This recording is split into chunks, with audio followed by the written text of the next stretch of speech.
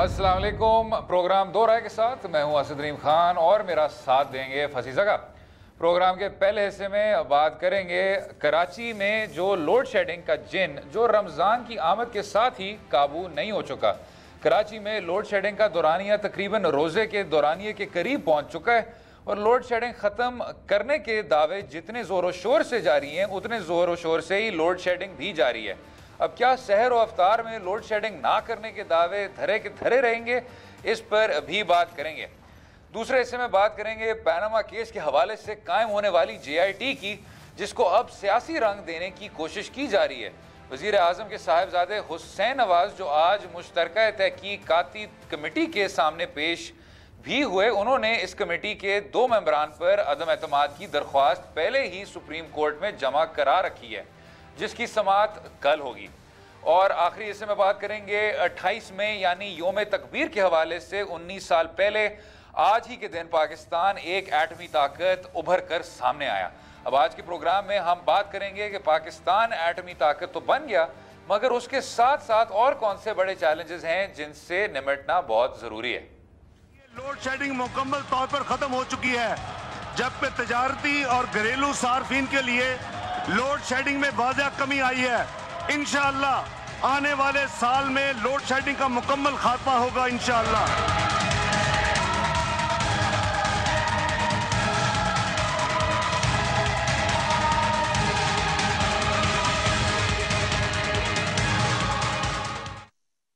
Load shedding का मुकम्मल खात्मा होगा इंशाअल्लाह, वो आज साबित हो गया। कराची के मुजाहिरीन भी आपके सामने हैं, टायर जल रहे हैं और खैबर पख्तूनख्वा में पेशावर में आपके जो फजल लाही साहब हैं, मुंतखब नुमाइंदे हैं आपके भी मेरे भी, उनको भी जिस तरह की तनकीद हो रही है उन पर, उन्होंने पेस्को में जाके घुस के फिर वो सारा खोल दिया, ट्रांसमिशन भी खोल दी, उस पर भी उनकी बेतहाशा तनकीद हुई है। तो ये जी जनाब आपको देखने को मिल रहा है फ्रॉम रिप्रेजेंटेटिव डाउन टू आम आवाम, किस तरह का इजहार किया जा रहा है। क्यों फसीज़ा का साहब? नहीं, बात सही है। मुझे ये समझ नहीं आती कि ये लोगों को टायर कहाँ से मिल जाते हैं। ये जब गंजे हो जाते हैं इस पर फिर भी ट्रेडिंग हो सकती है, ये फिर भी इस्तेमाल हो सकते हैं। जनाब देखें, आप ज़रा टायरों के लिए इस तरह मत ज़रा गम का इजहार करें। जो ये टायर का इजहार जो है ये एक एहतजाज है, ये दिखाना है कि किसी तरह से आप हमें भी तवज्जो दें। हम बहुत ज़्यादा नाराज़ हैं, हम बहुत ज़्यादा डिसकंटेंट हैं और हम राजा परवेज़ अशरफ के दौर से ये सुनते आ रहे हैं कि जी लोड शेडिंग कल ख़त्म हो जाएगी। बल्कि राजा परवेज़ अशरफ साहब को छोड़ें, वो आपको 80 की दहाई का वो क्लिपिंग याद होगी जो डॉन की, जिसमें 1987 में किसी हुकूमत के नुमाइंदे ने कहा हुआ है कि लोड शेडिंग इंशाअल्लाह उसका खात्मा हमें देखने को मिलेगा। तो जनाब अगर वो गुस्सा नहीं करेंगे तो और क्या करेंगे? एक लिहाज से जो लोग गुस्सा करते हैं और जो स्पॉन्टेनियस होता है वो तो आदमी समझ सकता है, लेकिन लेजिस्लेटर जो ग्रिड स्टेशन जाए या किसी ऑफिस जाए, फोर्सिबली बिजली खुलवाए या वहाँ तोड़ फोड़ करे, ये जो है ये एक डेंजरस ट्रेंड है। देखें, लोग भी जब एक साथ जमा हो जाते हैं, अगर वो वॉपडा के ऑफिस जाएं या किसी डिस्को जाएं, और डिस्को तो यहाँ डिस्ट्रीब्यूशन कंपनी को कहते हैं। जरा वजाहत कर दें कि आप कौन से डिस्को की बात कर रहे हैं फसी भाई, क्योंकि आप जब डिस्को कहते हैं तो अच्छा खैर बताएं। हमारे बिजली डिस्ट्रीब्यूशन कंपनी को डिस्को कहते हैं। और वहाँ अगर आप तोड़ फोड़ कर दें या आप ऑफिस ख़राब करें तो अल्टीमेटली तो ये मसला और भी बढ़ जाएगा। एक चीज़ मैं आपको याद दिलाऊँ, जब मौलाना फजलुल्लाह जो थे स्वात में, एक चीज़ जो लोग उसे अप्रिशिएट करते थे कि इसने बिजली का सप्लाई अश्योर कर दिया। वो थ्रेटन करता था, डराता था, वो वॉपडा बिजली दे दी थी, लेकिन ये कोई सलूशन तो नहीं है। इससे तो आप एक टेम्परेरी रिप्रीव आपको मिल जाता है, लेकिन जो सिस्टम की ख़राबी है अगर करना है तो एक लिहाज से अगर किसी को प्रोटेस्ट करना है वो प्रोविंशियल हुकूमत को कहें, वो फिर फेडरल पे उठाएं। हुकूमत की उनके लिए तो ये बहुत एम्बैरेसिंग फैक्ट है। सारे री इलेक्शन कैंपेन 5-4 साल का जो काम है वो यही है कि बिजली हम फराम करेंगे, लोड शेडिंग ख़त्म करेंगे, इसी से मईशत बढ़ेगी। लेकिन अब जो ये मसला है मेरे ख़्याल में अगर प्रोटेस्ट करना ही है, और गर्मी बहुत ज़्यादा है, तकलीफ़ बहुत ज़्यादा है, लेकिन इन तरीक़ों से कुछ हासिल नहीं होने वाला। लेकिन फसी भाई आपने ये एक बहुत अच्छी बात की और मैं खुश हूँ कि आपने इस बात को उठाया। ये जो मुल्ला फजलुल्लाह ने किया स्वात में, بجلی بحال کر کے یہ آپ کو کیا چیز بتاتی ہے؟ آپ کو چیز بتاتی ہے کہ کچھ بنیادی سہولتیں ہیں جو آپ نہیں فراہم کر رہے. اور وہ میرے خیال سے اسامہ صدیق صاحب کی کتاب تھی, if I'm not mistaken, جس میں کہا کہ جو چیف جسٹس صاحب ہیں, جو حکومت ہے اور جو فضل اللہ ہے, وہ تینوں ایک ہی چیز, وہ تو تینوں ایک ہی بات کر رہے ہیں کہ جو انصاف ہے وہ آپ لوگوں کو فراہم نہیں کر رہے.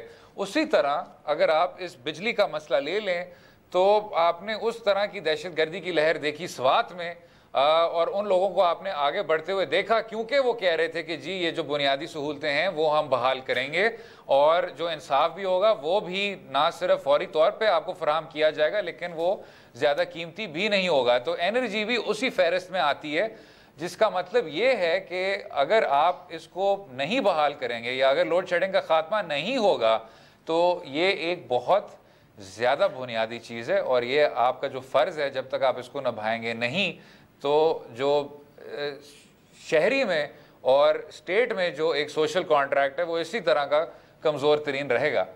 نہیں وہ تو صحیح ہے, لیکن میں وضاحت کر دوں, مجھے پتا ہے آپ یہ نہیں کہہ رہے کہ لوڈ شیڈنگ کی وجہ ہمارے دہشت گرد بنتے ہیں, نہیں وہ میں تو نے یہ لوگ بالکل صرف نہیں کہا, خڑوس بن جاتے ہیں. ٹھیک ہے, نہیں یہ میں نے ہرگز نہیں کہا, میں کہنا یہ چاہ رہا تھا نہیں سوشل کانٹریکٹ میں ایسا ہے, یہ میں مانتا ہوں. بالکل وہ انہی مسائل کے متعلق بات کرتے ہیں, دیٹس آل.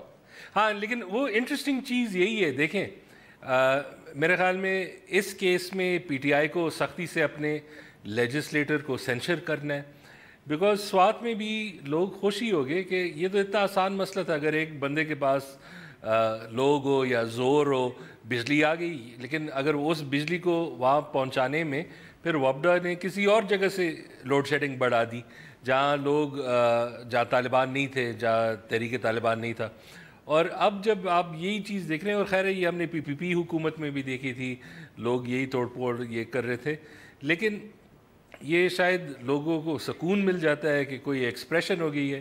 یہ ایک مسئلہ یہی ہے کہ آپ کے پاس وہ آواز نہیں ہے تو آپ ایسی طرح ایکٹ کرتے ہیں, لیکن اس میں کسی لحاظ سے بھی لیجسلیٹر کا کوئی کام نہیں ہے کہ وہ ایک گریڈ اسٹیشن, ڈسٹریبیوشن کمپنی, وابڈا وہاں اندر چلے جائے. ایک لٹرلی حکومت ان کی ہے وہاں, لیکن وہ ایک لٹرلی ایک ہاسٹیج سچویشن ہوتا ہے.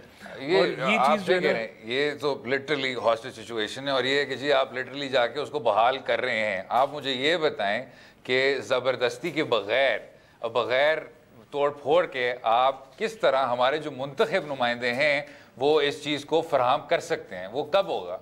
اس میں تو کوئی دو رائے نہیں ہے. میں ذرا ہاں, لیکن پرابلم بجلی کا یہ ہے کہ بجلی جو ہے وہ اس لحاظ سے کوئی فاسٹ موونگ گڈ نہیں ہے, اس پہ ٹائم لگتی ہے جنریشن میں, یا اگر آپ کو کیپیسٹی انسٹال کرنا ہے. ہاں ایک چیز وہ کر سکتے ہیں ضرور, فیصل بھائی اگر میں 80 کی دہائی سے سنتا آ رہا ہوں کہ لوڈ شیڈنگ کا خاتمہ ہوگا تو کیا مجھے اب یہ سننے کا صبر ہونا چاہیے کہ جی یہ ایک بڑا لانگ ٹرم مسئلہ ہے؟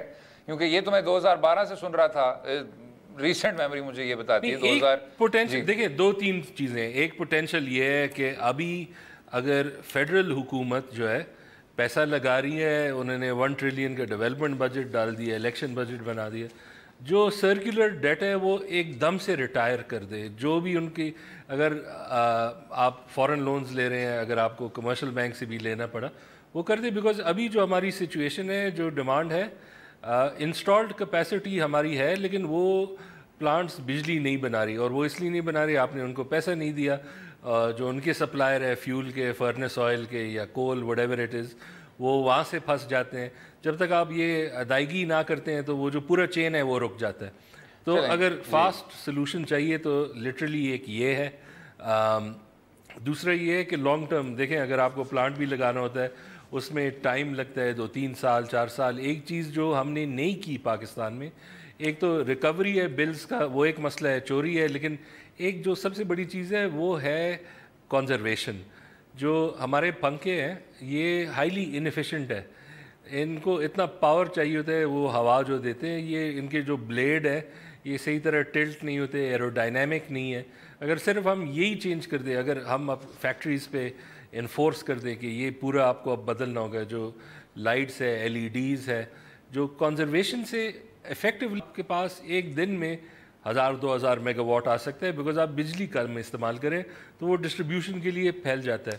اور یہ جو ہمیں کرنا ہے، اور یہ ایک لحاظ سے سٹیزن کی بھی رسپانسبلٹی ہے. اگر وہ آپ کو یاد ہوگا شاید نہ ہو، 1980s میں اشتہار آتے تھے اگر آپ کمرے سے باہر جا رہے ہیں یہ بجلیاں بند کر دیں. یہ چھوٹی چیزیں ہیں، اس کی بہت بڑے افیکٹس ہوتے ہیں. تو جو سٹیزنز آپ کا احتجاج کر رہے ہیں اور یہ نمایاں کر رہے ہیں کہ جی صورتحال بہت زیادہ خراب ہے اور بجلی آپ کو بحال کرنی چاہیے، کراچی شہر میں تو آپ ان کو گرفتار کر رہے ہیں. جس طرح ابھی آپ نے دیکھا پاکستان تحریک انصاف کے ایک کراچی کے جو صدر ہیں، کراچی ویسٹ ڈسٹرکٹ کے صدر ایڈوکیٹ عطا اللہ خان صاحب جو تھے، اور 10 اور بھی پارٹی ایکٹیوسٹ کو آپ نے گرفتار کر لیا. یہ اگر بات چھوڑ دیں کہ جو اچھا اس میں یہ انٹرسٹنگ بات ہے، اگر وہ واقعی میں پیسفل تھے، مجھے اس کا اتنا علم نہیں ہے، لیکن یہی سینٹرل مسئلہ ہے پاکستان کا. جو کراچی میں اگر انہوں نے ایک امن سے ایک پروٹیسٹ کیا، ان کو گرفتار کر دیا ہے. اور جو واقعی میں آپ کے فیڈرل بلڈنگ کے اندر چلے گئے پورا آکوپائی کر دیا، وہ آزاد رہے، تو یہ تو بہت بڑا پرابلم ہے. بالکل. اور یہ واقعی میں جس طرح سہیل وڑائچ صاحب کہتے ہیں کھلا تضاد ہے کہ اگر میں منتخب نمائندہ ہوں آپ کا تو میں واقعی میں توڑ پھوڑ کر سکتا ہوں، لیکن اگر آپ کے شہری ہیں جو پرامن احتجاج کر رہے ہیں ان کے ساتھ آپ ان کو گرفتار کر رہے ہیں، ان کو اندر رکھ رہے ہیں، ان کو کہہ رہے ہیں کہ جی وہ لا اینڈ آرڈر کا وہ بن رہا ہے. یہ شاید فصیح بھائی آپ نے ایک ٹویٹ بھی کیا تھا اسی طرح کا، وہ کیا تھا؟ ہاں وہ یہ ہے کہ پاکستان کی قانون بہت سخت ہے اس انسان کے لیے جو امن پسند ہو.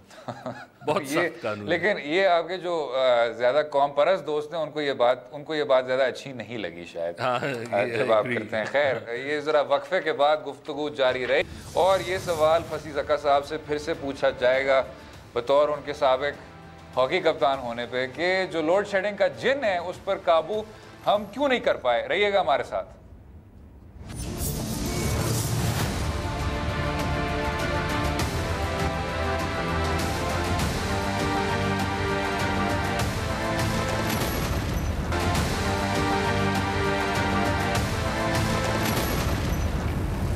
ویلکم بیک ٹو دو رائے. لوڈ شیڈنگ ختم کرنے کے دعوے جتنے زور و شور سے ہو رہے ہیں اتنی ہی زور و شور سے لوڈ شیڈنگ ہو رہی ہے.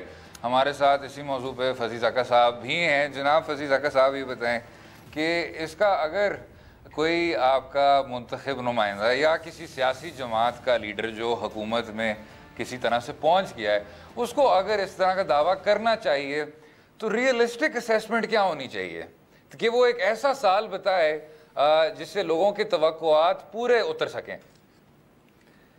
یہ اب مشکل سوال ہے، بیکاز اس میں آپ کو انویسٹمنٹ ایک ساتھ جمع کرنا ہوتا ہے، اس کی ایکسیس ٹو فائنینس ہوتا ہے، اور بھی ہمارے بہت سے نیڈز ہیں، ہمارے ایکسپینسز بڑھ گئے ہیں، ڈیفینس ہے، یہ سب چیزیں.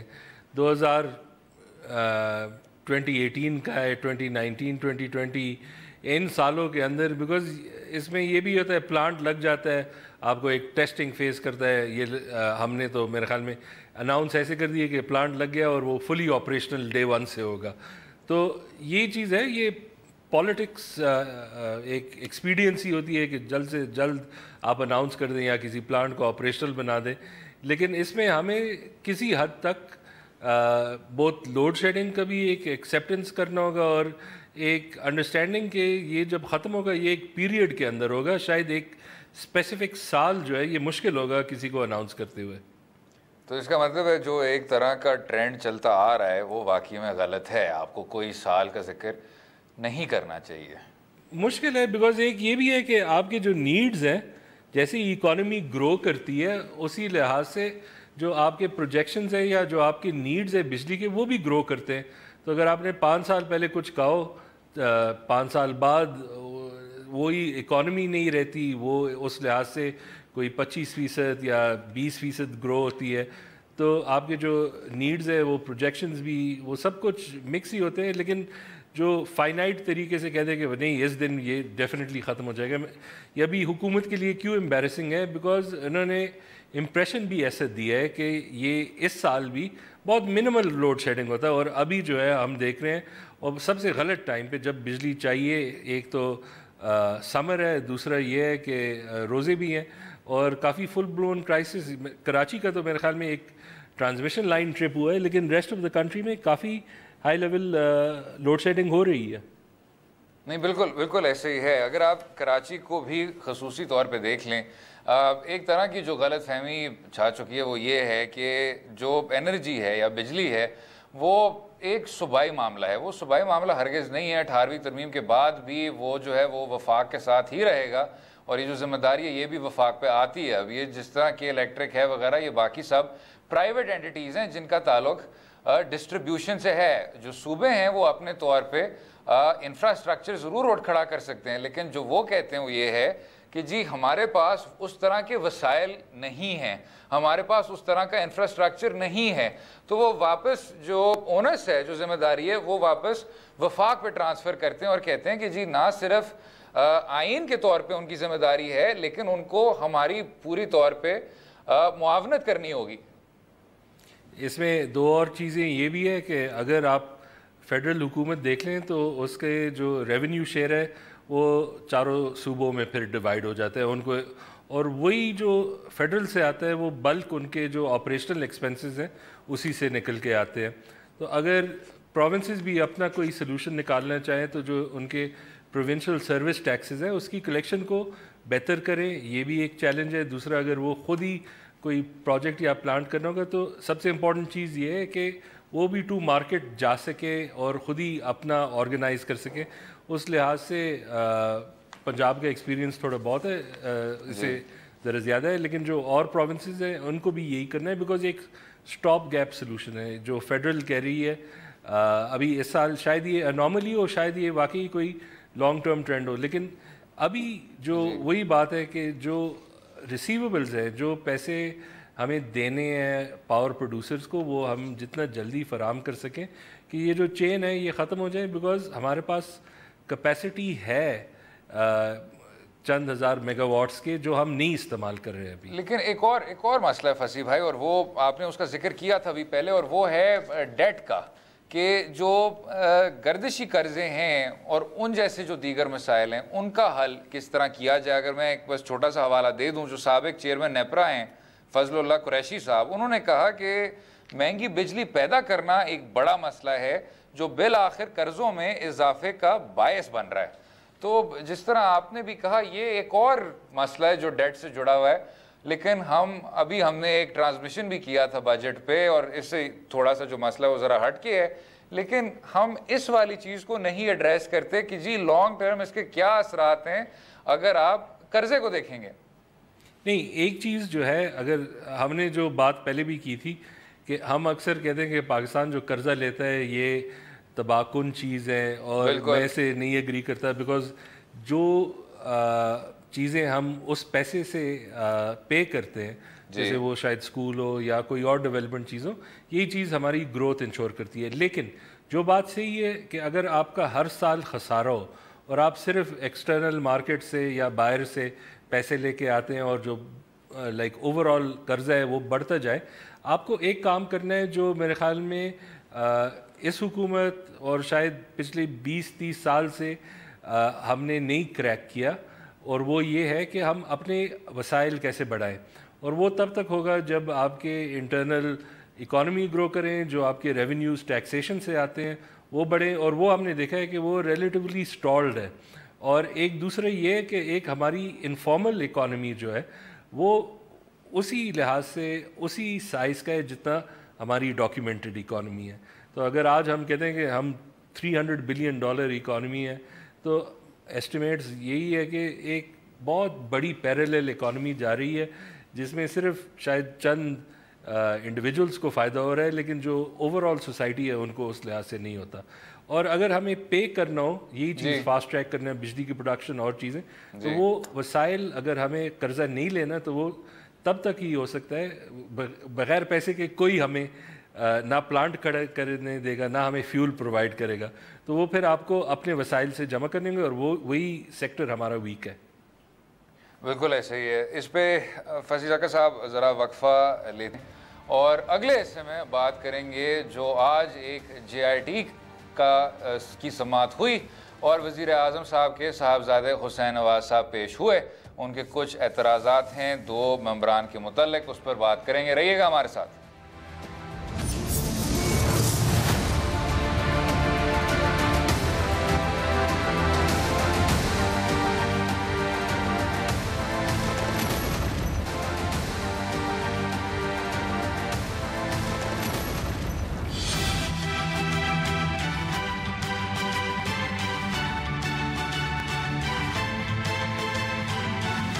بات کریں گے پیناما کیس کے بعد جو جے آئی ٹی قائم ہوئی اس کو اب ایک سیاسی رنگ دینے کی کوشش کی جا رہی ہے. جناب فصیح زکا صاحب دیکھیں, جب پیناما ہو رہا ہوتا تھا اور ہم ہر ہفتے اس موضوع کو کسی طرح سے ڈاج کرنے کی کوششوں میں ہوتے تھے تو بار بار یہ کہتے تھے کہ اس کو منزل تک پہنچنے دیں. تو اسی طرح اور اسی وین میں اور اسی چیز کی روشنی میں جو ایک جے آئی ٹی آپ نے قائم کر دی ہے, اب اس جے آئی ٹی کو بھی منزل تک پہنچنے دیں اور رکاوٹوں کی بات نہ کریں. کیونکہ اگر آپ کو اس میں بھی لگتا ہے کہ جی لوگ آپ کے اس طرح کمپرومائزڈ ہیں, یہ ایک 60 دن کی ڈیڈ لائن ہے, اس 60 دن میں منزل تک پہنچنا بہت زیادہ ضروری ہے اور یہ آپ کے جج صاحبان نے بھی فرمایا.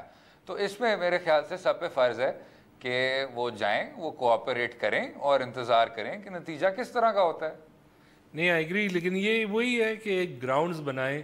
اگر ججمنٹ یا کوئی انویسٹیگیشن ان کے خلاف آ جائے تو پہلے سے کہہ سکے کہ یہ تو ایک کمپرومائزڈ انویسٹیگیشن تھی. ان میں 2 لوگوں پہ انہوں نے آبجیکشن لگایا, ایک ایس ای سی پی کے اور ایک ایس بی پی کے, اسٹیٹ بینک اور سیکیورٹی ایکسچینج کمیشن کے. لیکن جے آئی ٹی کے ممبران پہ پورا ایک پروسیجر فالو ہوا, اس میں ہر ایک آدمی کا انتخاب ہوا, اور اب کیونکہ پروسیڈنگ شروع ہو گئی ہیں تو کہنا کہ جی انہوں نے سمجھو یہ کمپرومائزڈ ہیں, یہ کمپرومائزڈ ہیں, اس پہ میں ذرا ایک اپلیکیشن دائر کروں گا, کیا بہتر نہیں ہوگا اگر ہم اس میں نتیجے تک پہنچ جائیں؟ کیونکہ جی پہلے ہمیں بتایا جا رہا تھا کہ یہ ایک ایسا فیصلہ ہے جو 20 سال تک لوگ یاد رکھیں گے. اب ہم ایک مزید 60 دن کے انتظار میں بیٹھے ہوئے ہیں, ان 60 دن کے آخر میں ہمیں شاید دیکھنا چاہیے کہ کیا رزلٹ نکلتا ہے. ہاں, لیکن ہماری تاریخ تو یہی ہے کہ جو بھی کیس پینڈنگ ہے اس میں پہلے سے ایسے گراؤنڈز بنا دے کہ جو بھی سائڈ ہو, پروسیکیوشن ہو, ڈیفینس ہو, وہ کہہ سکے کہ ہم نے پہلے یہی ظاہر کیا تھا. پی پی پی بھی جب بھی کوئی کورٹ کیس ہوتا ہے وہ یہی حوالہ دیتے کہ تاریخ نے ہمارے ساتھ نہیں دیا, جوڈیشری نے کبھی ساتھ نہیں دیا. اگر وہ کیس جس طرح بھی جاتا ہو, پی ایم ایل این بھی ابھی یہی کر رہی ہے, اگر پی ٹی آئی بھی کرتی ہے, وہ بھی ای سی پی کے بارے میں یا جوڈیشری کے بارے میں یہی اندیشہ ظاہر کرتے ہیں. یہ ہمارا ایک ٹرینڈ ہو گیا ہے. اور ایک بات آپ کی میں بالکل متفق ہوں, اگر کوئی کسی کا رشتہ دار ہو بھی, اس کا یہ مطلب نہیں ہے کہیں لحاظ سے کہ وہ کمپرومائزڈ آدمی ہے. اگر ہم اس بیسس پہ چلے جائیں تو شاید ہمیں کوئی پاکستان میں ایماندار آدمی نہ ملے. ہمیں ہر چیز کے لیے کوئی گورا بٹھانا ہوگا, اور وہ ہم نے پی آئی اے کے ساتھ بھی دیکھ لیا کہ آخر ہم نے یہ بھی کہہ دیا کہ وہ بھی کمپرومائزڈ آدمی ہے, اسے ای سی ایل پہ ڈال دیا. یہ جو ہے یہ ایک میرے خیال میں ایک ڈیفینس ٹیکٹکس ہے, اس سے زیادہ کچھ نہیں ہے. لیکن جو میں سمجھتا ہوں دلچسپ بات ہے وہ یہ ہے کہ آپ کے جو سیاسی مخالفین ہیں وہ بھی تب سے یہ کہہ رہے ہیں, جب سے پیناما کا فیصلہ آیا, کچھ کہہ رہے ہیں کہ جی ہمیں تو اعتماد نہیں ہے اور یہ تو انہی اداروں کے لوگ ہیں. اور اب آپ کو یہ دیکھنے کو مل رہا ہے کہ جو دوسری طرف ہے وہ بھی یہ کہہ رہی ہے کہ ہائے ہمیں نہیں پتا, شاید سمجھوتا ہوا ہے, شاید کچھ لوگ کمپرومائزڈ ہیں. تو یہ آپ کو ایک چیز بتاتی ہے کہ maybe the J I T is doing something right.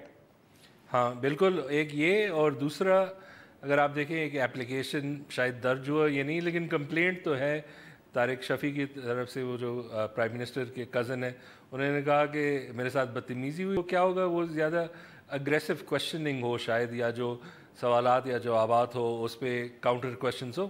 ہم اسپیکولیٹ ہی کر سکتے ہیں کہ وہ کیا ہو سکتا ہے, یا اگر واقعی میں بالکل بائسڈ ہو تو وہ تو علیحدہ بات ہے. اینڈ دوسرا یہ بھی ہے, اگر آپ دیکھ لیں ایک لحاظ سے جو سینٹرل پرابلم بھی ہے وہ یہ ہے کہ اگر آپ نے اس انویسٹیگیشن کو 60 دن دیے, اس میں یہ فنڈامنٹلی ایک پرابلم ویسے ہے.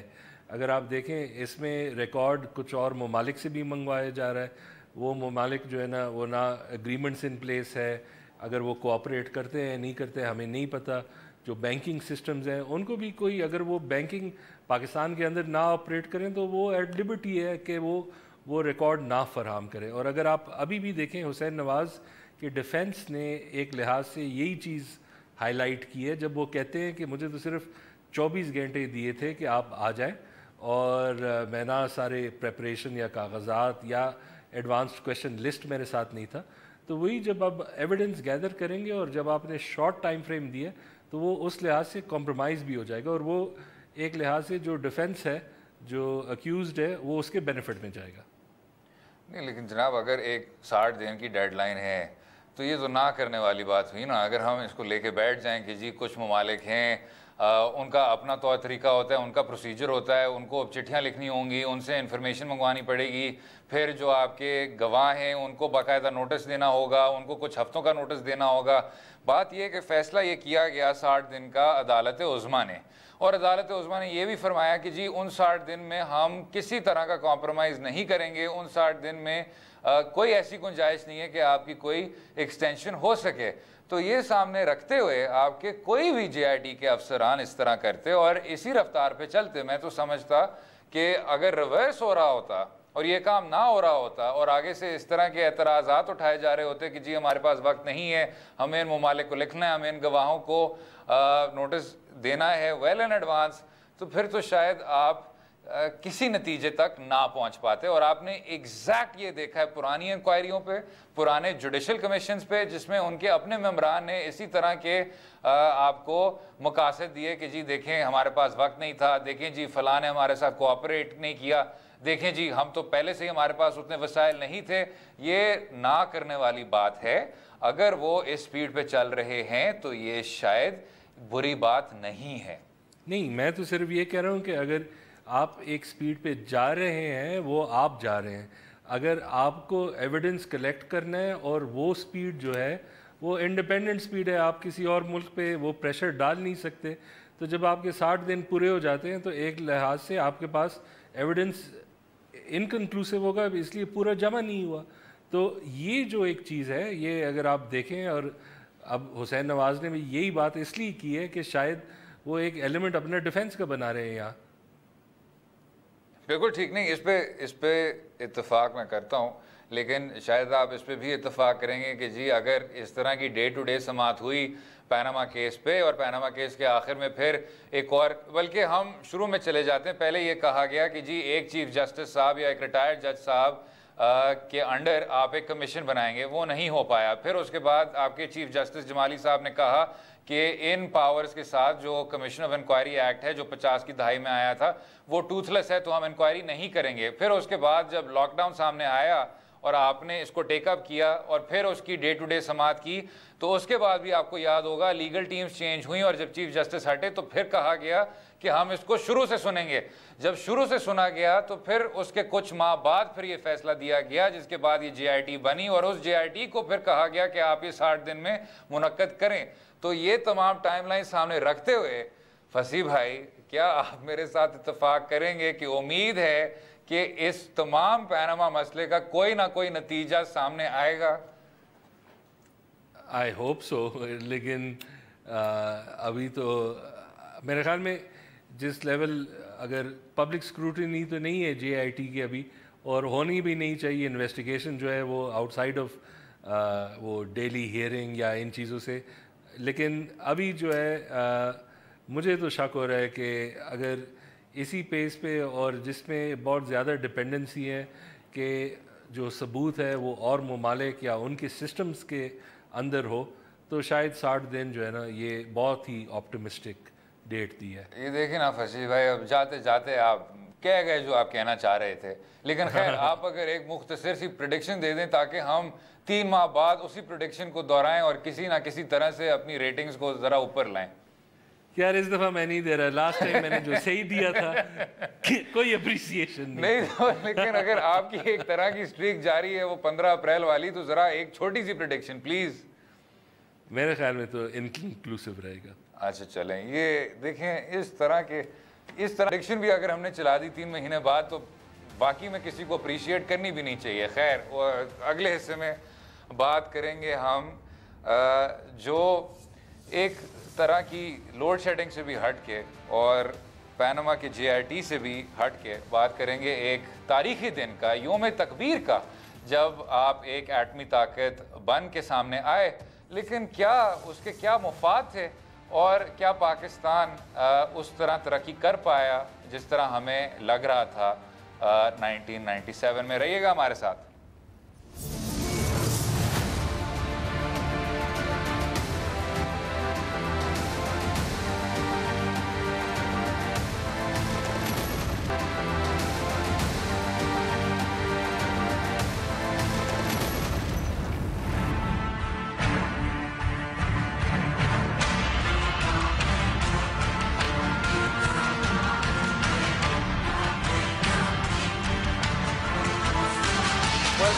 دو رائے بات کریں گے یوم تکبیر کی جو 1998 میں دیکھنے کو ملی، لیکن حالانکہ پاکستان ایک ایٹمی طاقت بن کر سامنے آیا، اس کے ساتھ ساتھ کچھ مزید مسائل تھے جن سے ہم شاید نمٹ نہیں پائے۔ فصیح زکا صاحب، سب سے پہلے میں معذرت چاہتا ہوں، مجھے پتہ ہے یہ جو تاریخ ہے یہ آپ کے دل کے قریب ہے، یہ 1997 میں نہیں 1998 میں تھی، جو میں نے پچھلے سیگمنٹ میں غلطی سے کہہ دیا۔ یہ مجھے سمجھ نہیں آ رہی ہے مجھ سے کس طرح ہوا اور کیسے ہوا۔ نہیں، ویسے ایک چیز ہے کہ میں خود نیوکلیئر ویپنز کے خلاف تھا، اور اس وقت جب وہ ہوا بھی تھا میں بہت افسردہ تھا، لیکن ایک چیز میں نے شاید پچھلے 10 سال میں ریئلائز کیا ہے کہ اس نے ہماری سیکیورٹی واقعی میں اشور کیا ہے۔ نہیں، لیکن فصیح زکا صاحب آپ یہ مجھے بتائیں کہ 1998 میں جب پورا ملک جشن منا رہا تھا تو آپ افسوس کر رہے تھے جناب؟ یہ آپ کہنا چاہتے ہیں نیشنل ٹی وی پہ؟ تو میں تو اسی وقت یہی سوچ رہا تھا کہ ہم نے ایموشنل ڈیسیژن کر دیا ہے، ہم نے پھر وہ فارن کرنسی پہ وہ پابندی بھی لگائی تھی ایک لحاظ سے۔ اس کے بعد وہ دکھا رہا تھا کہ لیک آف پریپریشن، اس کے کافی کچھ نتائج تھے، لیکن یہ ایک چیز جو ہے کہ اگر آپ پیسیفسٹ ہو، آپ جنگ شنگ میں نہیں بلیو کرتے ہیں، لیکن اگر ہم صرف پچھلے 10 سال دیکھیں تو یہ ہے کہ ایک بارگیننگ چپ ہے۔ جب پاکستان کے حالات واقعی میں برے تھے 2008 اور 13 میں، جو ہمیں سپیس ملا تھا وہ انہی ویپنز کی وجہ سے ملا تھا، اور یہ بھی ایشورڈ ہے کہ اگر آج کل آپ دیکھتے ہیں کہ ذرا انڈین چیسٹ تھمپنگ ان کی میڈیا پہ ہوتی ہے، مودی خود کرتا ہے، تو جو ریلکٹنس الٹیمیٹلی وہی ہے کہ ہماری جو ویپنز کیپیبلٹی ہے وہ ایک ڈیٹرنٹ ہے۔ ایک چیز جو میں صرف ایڈ کروں گا، تو اس چیز میں تو میں نے اپنی رائے بالکل بدل دی تھی، یہ میں نے ریئلائز کیا تھا 4-5 سال پہلے، لیکن جو امید ہم نے رکھی تھی وہ کچھ اس میں غلط تھی کہ ہم اس کے بعد کہ سائنس اور ٹیکنالوجی میں ترقی ہو جائے گی، معیشت بڑھ جائے گی، ایک ذرا فینٹاسٹیکل ذرا تھنکنگ تھی جو غلط تھی۔ اور دوسرے یہ کہ نیوکلیئر ویپنز آپ کی میرے خیال میں ٹیریٹوریل انٹیگریٹی کر لیتی ہے، لیکن یہ ٹیررزم کے ساتھ اس کا کوئی لینا دینا نہیں ہے۔ اور اب ہم دیکھ رہے ہیں کہ ہمارے چیلنجز کچھ اور ہیں، اور یہ آئی ہوپ کہ ہم ایکنالج کریں گے، اور ہم نے اس میں پروگریس کیا ہے، اور بس اسی پہ اگر ہم ذرا ڈٹ کے رہیں تو ہم شاید بہتر ہو جائیں۔ اچھا فصیح زکا صاحب، مجھے یہ آپ کی جو آپ کا سفر تھا کہ آپ نے تب آپ کو افسوس ہوا، لیکن پھر اس کے بعد آپ نے کہا کہ نہیں، اس کے واقعی میں بے تحاشا فائدے تھے۔ آپ نے اگر دیکھا ہوگا ڈاکٹر پرویز ہود بھائی صاحب نے ایک بہت دلچسپ مضمون لکھا ہے اسی موضوع پہ، اور وہ حالانکہ اتفاق کرتے ہیں آپ کے ساتھ، کہتے ہیں کہ جی واقعی میں کنونشنل وار میں اس نے ڈیلیور کیا ہے، اور جس طرح ڈاکٹر قدیر خان صاحب بھی یہی کہتے ہیں کہ جی اس کے بعد تو اس طرح کی کوئی جنگ آپ کو نہیں دیکھنے کو ملی۔ لیکن جو ڈاکٹر ہود بھائی صاحب میں کہتے ہیں، وہ کہتے ہیں کہ جی کیا اس ایٹمی طاقت نے ڈرون سٹرائکوں کو وہ روک پائی؟